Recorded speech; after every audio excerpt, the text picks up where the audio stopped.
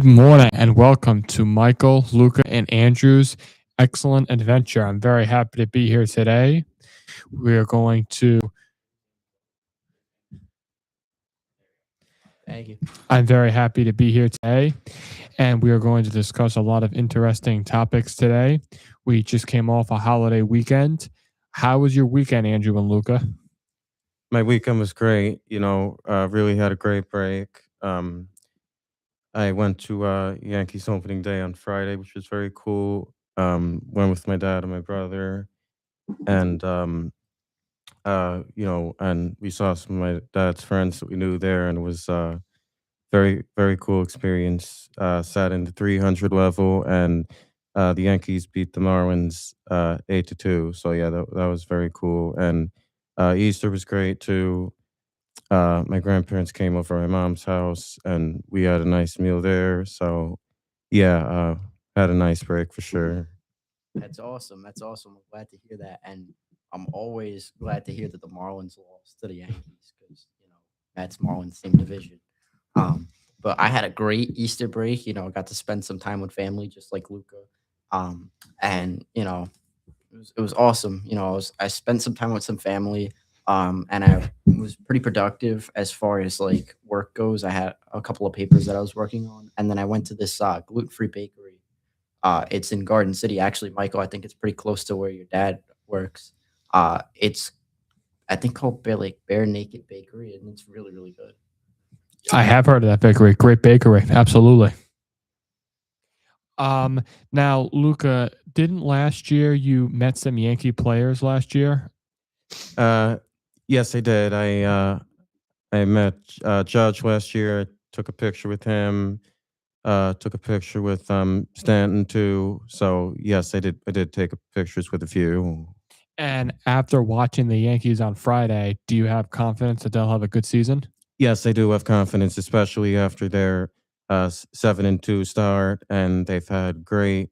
The starting pitching's been great so far as well. It's been like a sub one ERA. That's very very good. Yeah, definitely. Yeah. How did Aaron Judge do on Friday? He did great. He actually had a home run on Friday, which was very cool. Nice. Now, in sports news, yesterday, Michigan beat UConn for the national championship. And this was Michigan's first national championship win since 1989. So it's been a very long time. And this was UConn's third national championship appearance in the last 4 seasons. And if they had won last night, it would have been their third national championship win in 4 years.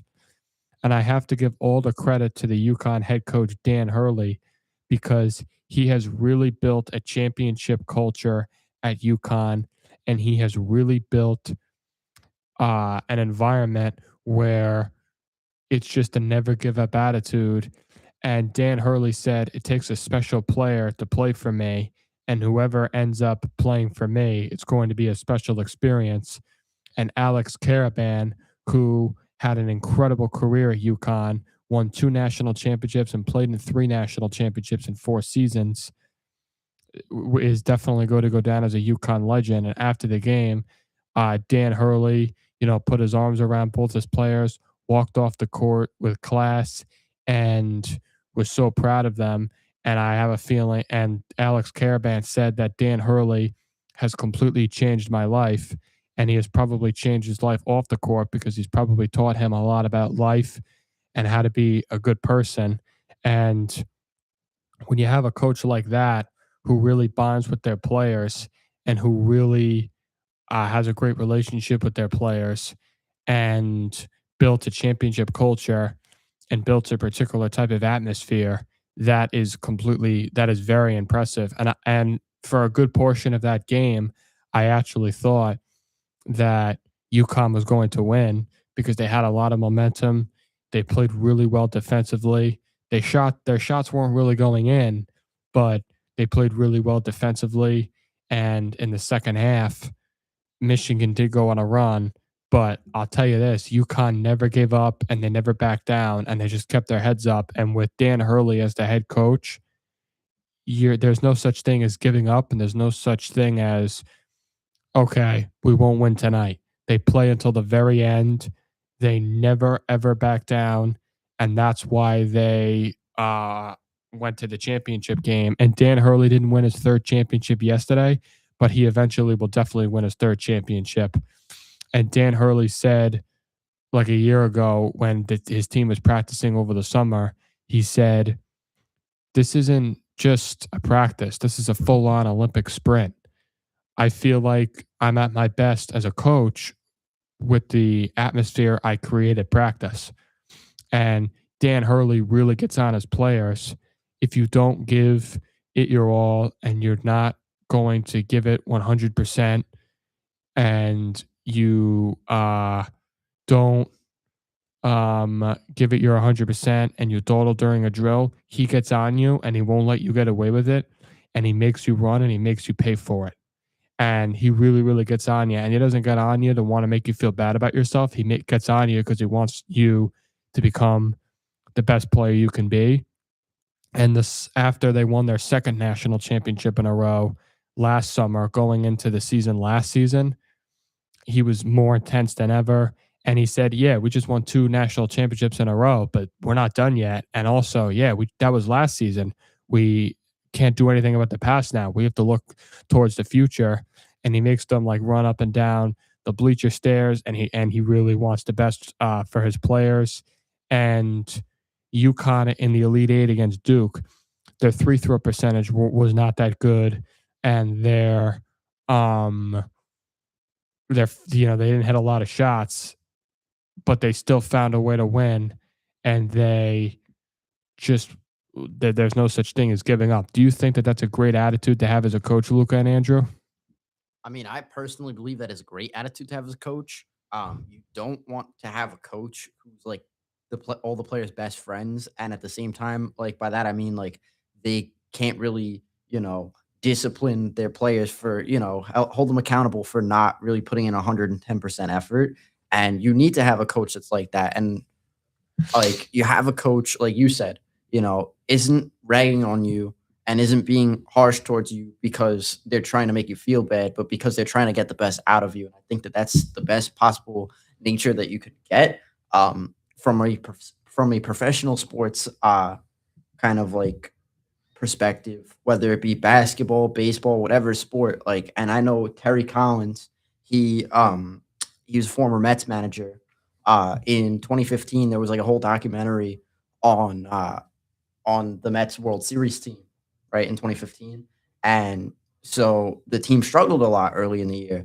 And so he said, there's a lot of hungry guys in the minor leagues who would love to take your spot, to kind of just like get on his players, to get them to, you know, work hard. And that's kind of the thing, is a lot of the times when you have a player or when you have a collection of players or when you have a manager that isn't really doing their job right, you kind of need to shake it up a little bit and you need that culture shock to kind of like get your players amped up. And I feel like that's a really good thing to have a coach who really wants the best out of their players and really wants to be there.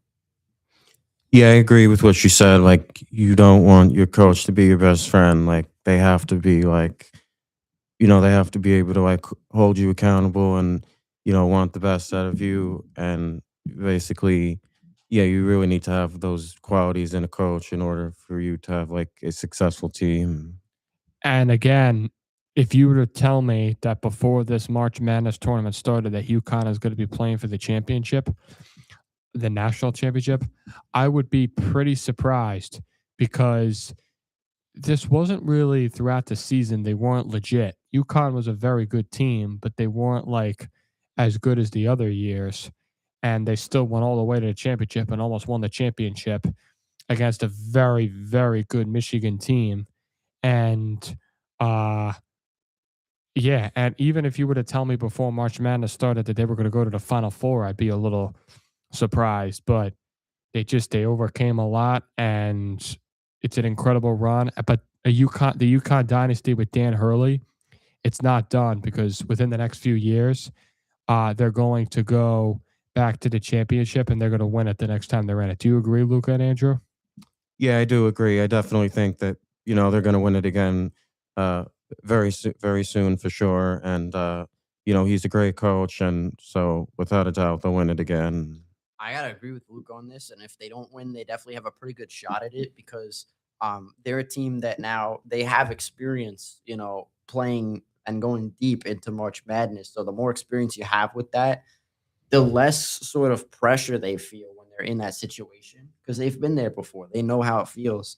So when they're going up against a team that might be on paper a lot more talented than they are, they might perform better, UConn, because they've been there before. You are 100% right. And now they have so much experience playing in these big type of games. And not only do they have big experience the past few years, which is incredible. And UConn should be very proud of themselves because they had a great season. They went on a run that a lot of people didn't think they would go on this season. And they beat Duke. They had a chance to win a championship, and they had an incredible season. And also, congratulations to Michigan. They had an incredible season, and that was a lot of fun. March Madness. Do you guys agree? Yeah, I agree. This was definitely a very interesting March Madness, and obviously there was definitely some upsets in there too. So yeah, no, great March Madness for sure. I have to agree with Luke on this one. I think this is a very good March Madness tournament. Absolutely, and I think one of the highlights was when St. John's won at the buzzer against Kansas. That was awesome. And another highlight was, I think the highlight and like the best play out of the whole March Madness was when UConn beat Duke at the buzzer. I think it was that. Do you guys agree? I agree. That was definitely that was an awesome highlight and awesome job by UConn for that. I have to agree with you on that one, Michael and Luca. That was probably the best moment of March Madness and the most exhilarating. Definitely. And like years from now, we will be watching highlights of that. And when it talks about like clutch shots in March Madness, that will definitely go down as one of the clutchest shots. That was awesome. Now, I have a question for you guys. Was there ever a sporting event that you guys ever remembered watching that before the game you thought one team was going to win, but then the other team ended up winning and that you were surprised and that you still think about it to this day? Well, you could definitely throw in there what we just said about UConn and Duke. Like, honestly, I thought before that Duke was going to beat them, but obviously UConn ended up winning at the buzzer. So that's definitely one for sure. I would say one, and it's a collection of games that I would identify is just overall last year's World Series between the Blue Jays and the Dodgers. I didn't think that the Blue Jays had it in them, and I didn't think that they were going to go as far as they did to Game 7. Granted, they did lose to Dodgers, but I didn't think they were going to push it to a Game 7 because they're not quite the Yankees. They're not consistently one of the best teams in the American League East. The Yankees are, but the Blue Jays not really. No. Um, and what do you believe is the biggest upset in World Series history ever? The biggest upset in World Series history. I forget what year it was, but I believe it was. I want to say it was like the Giants against the Red Sox, and like the score. Like you ever heard the saying, "It ain't over till it's over." Well, that Rocky Balboa said that, and I have heard that many times. Absolutely, and that was probably UConn's philosophy this season. It ain't over till it's over. That you were 100% right. Absolutely, yeah. And so, like when that kind of ties into the World Series, I forget because my dad was telling me this. I think it was like I want to say Giants versus Red Sox one year, and one of the teams was up by like a lot, and then they came back, and it was like, but like the broadcast announcers were like kind of like talking about it, like in like as the team that was ahead was winning, as if like they had already won, and then the other team came back, and there you go. Now, Luca, what do you think is the biggest upset in MLB history? Uh, I mean, there's been a bunch of upsets. Um, I don't know. I don't know of a ton off the top of my head right now, but there's definitely been a bunch. Now, when the Mets won their last World Series in 1986, they defeated the Bears, right? The Cubs, right? I believe so. Yeah, And that was that when Billy Buckner let the ball go right through his legs. I think so. I could be wrong, but yeah, no, I think that sounds about right. Now, I believe the Mets actually beat the Red Sox in Oh, it's the Red. '86.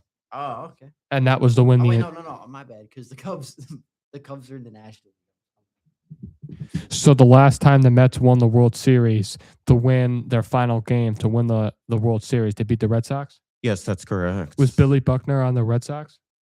Or was Uh, he on the Cubs? he was, believe, the Red Sox. And when Billy Buckner let the ball go right through his legs, was that for the Mets to win the entire World Series?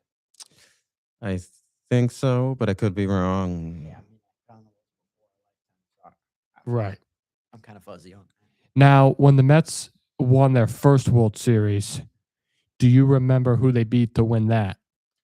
I do not. Now, do you think within the next like 10 to 20 years we'll see the Mets win a World Series? I think so. Yeah, I think we got a really good young core of talent. But the thing is, with most sports teams, for them to go far, you need to mix your young talent with good veteran players, like veteran players who have been there. You know, maybe they've been on a different team that's been a postseason team. Maybe they've been there before. Kind of tying back into that like whole concept with the UConn of like they don't feel as much pressure because they've been in that situation before, and they kind of help the rookies learn and they help the younger players learn. And you got some of those younger players who they might have more raw talent than these older guys because their bodies are worn down, and it's kind of towards the end of their career. But you need a nice blend of those players to do very good. And I feel like the Mets have a great job. They've been doing a great job with that. They have a fair amount of really good young talent and pitchers. They have Noel McLean, who actually pitched in the World Baseball Classic for Team USA. They have Carson Benj, who just came up, and that they have like a whole bunch of other players. Jonah Tong, he's right now in AAA, but he's one of my favorite players on the Mets. But then you also have good veteran presence like your old friend Clay Holmes, your old closer. Um, and then you also have other guys like Luis Torrens. I think he's a great, but that kind of blend, I think allows the Mets to have a great shot at making the postseason each and every year. And one of these years, I think they're going to make it to the World Series and win it. Luca, do you think within the next like 10 to 20 years, or the next couple of years, the Yankees will win a World Series? Yes, I do definitely think they will win a World Series. They have a great starting rotation right now. Who's had definitely a great start to this season. Obviously they have very talented players. Judge being an example. And they got great players around him too. So yeah, no, without a doubt, they'll definitely be back there, and they will definitely win it eventually. Well, let me ask you something. Luca. What do you think the probability is within the next 20 years of there being a Subway Series World Series, Mets versus Yankees? Uh, I'll put it at 50-50 right now. 50-50? Has that ever happened before? It has. I think. Yes, it did. It happened in 2000. The Yankees beat the Mets. Wow. Yeah, that would be incredible. That's a really good event too, because it's like you get a huge draw of fans. You'll have a bunch of Mets fans and a bunch of Yankees fans because the series is kind of split. Some games at Yankee Stadium, some at well at the time it was Shea Stadium, but now it would be City Field. That they kind of like split it up, so you have fans. It's kind of like it's not the same as like all right, like the Mets or the Yankees playing like the Texas Rangers. So you're not having a fan from like Texas going all the way over. But because it's so close in proximity, you'll have these fans that are going from both stadiums and watching, and it's an incredible atmosphere. It's much different than any other postseason baseball that I've ever seen, and it's just amazing. That's awesome. Now, we're going to talk about something for the last few minutes about something that we haven't talked a lot about on our podcast, music. And I love listening to music. I love particular songs. A song that I love listening to, especially when things are tough, is the song called Bad Day. Luca and Andrew, have you ever heard of that song? Yes, I know that song. Yes, I know that song. It's a very good song. That's a great song. It's an incredible song, and I also love the song. Now this is more kind of a motivational song, but more of like a not really like a calm song, but this is a great song. Right back to where we started from. That is one of my favorite songs of all time. And Luca and Andrew, do you know what movie that's from? Yes, Slapshot. Great movie, and it's an incredible song. And I also love the song "Never Gonna Give You Up" by Rick. What's his last name? Rick Astley. That guy is a legend, and I think recently he did a remake of the song, and that is an incredible song. And also the song "Together Forever." He is an incredible singer, and I love those two songs. I love the song Stronger. Have you guys heard of that song? Who wrote it? I think Kelly Clarkson. Yes, I Yeah, believe I I think know I've that heard it. one. And another song I like is the song Twist and Shout by the Beatles. Have you guys heard of that? Yeah, the Yes. Beatles are amazing. They are amazing. And I love the song. Have you guys ever heard of the singer Pink? Yes. Yes. Do you like the singer Pink? She's all right. Yeah, yeah, she's okay. I actually don't mind her, and she actually sang the national anthem for Super Bowl 52. Uh and when the Eagles won their first Super Bowl, when they beat the Patriots, and Nick Foles, the Eagles quarterback, caught the touchdown pass to Philly Special, she actually sang the national anthem before the game. And as a matter of fact, she actually had a cold before the game, but she still did. She actually delivered a great national anthem. Uh, have you ever heard of the singer Luke Bryan? Yes, I have. I Yes. like it. Now, yeah, and Luke Bryan actually, I believe he sang the national anthem for Super Bowl 51 when the Patriots came back, when they were down, when they were playing against the Falcons, and the Falcons were up 28-3 with 3 minutes to go in the third quarter, and the Patriots came back and won it in overtime. I believe he sang the national anthem before that game too. Uh, Another song that I really like is, have you ever heard of the song Hello by Adele? Yes. I love that song. And another song that I really like is Timber. Have you ever heard of that one? Yes. Pitbull. Yes. Uh, do you guys like Pitbull? I think Pitbull's good. I think he's, at a certain point, and this is with any artist music, as the more and more you hear it, some of the stuff it's just a bit overplayed, but his music is good, but it's like, you know what I'm saying? You Okay. can't listen to it way too much. Luca, do you like Pitbull? Yeah, he's pretty good. I don't mind his music. And I like Give Me Everything Tonight. Did you guys ever hear that song? Yes, yes. Great Yes. song. And have you guys ever heard of the band Big Time Rush? It's also a TV show. Yes, yes. Yes. I love the song that they sang, Halfway There. I love that song. And I also love the song Till I Forget About You. Did you guys ever think about that? Did you guys ever hear that song? I've never heard of that song, but I have heard of the band. Did you ever hear the song Halfway There? Don't know that one as well. Now, Donka Shane, have you ever heard of that song? Yes. It's a great song. It's actually sung by Wayne Newton. And another song I like is Back in America. It's actually the ending song to the movie National Lampoon's European Vacation. Now, guys, if you had to pick a song, if you guys were like going on a run or going for a jog, what's like the main song that you would listen to? Well, one that I would put up there is probably my favorite Rolling Stones song, which is "Tumbling Dice." I'd probably have to put, like, if you're going like a pump up song, I would say probably something is along the lines of like Guns N' Roses, But if you're just going like casual music, like let's say like I'm just like, just hanging out, laying down, like I'll play probably Vienna by Billy Joel. That's probably like my most favorite song of all time. Now, Luca and Andrew, have you ever been to any concerts? Yes, I've been to a bunch actually. Yeah, the Rolling Stones, The Who, U2, which was my very first one. Uh, Bruce Springsteen, Roger Waters.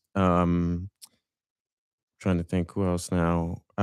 Yeah, no, I saw a Pink Floyd cover band, so yeah, no, I've definitely been to a bunch over the years. Andrew, have you been to any concerts? I mean, I don't really think this would count. This is the only thing I've really been to in relation to that is like, like when you go and you see like a cover band, like I know last summer we went. I don't think that really counts much as like a concert, but that's like the closest I've ever gone to it.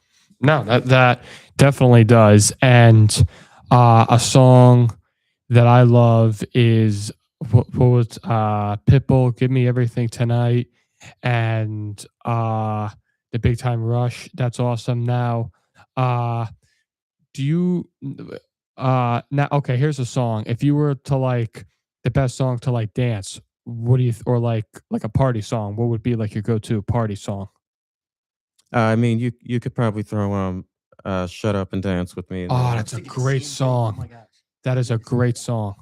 That is incredible. And now the band Men at Work. Do you guys like that band? Yes, Yes. yes. I like them. They're good. What's your favorite song from Men at Work? I can't pinpoint a specific song, but I like it's like one of those things where it's like, okay, like you hear the music, right? But and it's catchy music, but you just don't know the name of the song. Correct. But yeah, you ever had that on like the radio? It's like you hear the song and you're like, oh yeah, this is a really good song. All But, the like you, time. you don't know like what the name of it is. Yeah, all the time. Luca, do you have a favorite Men at Work song?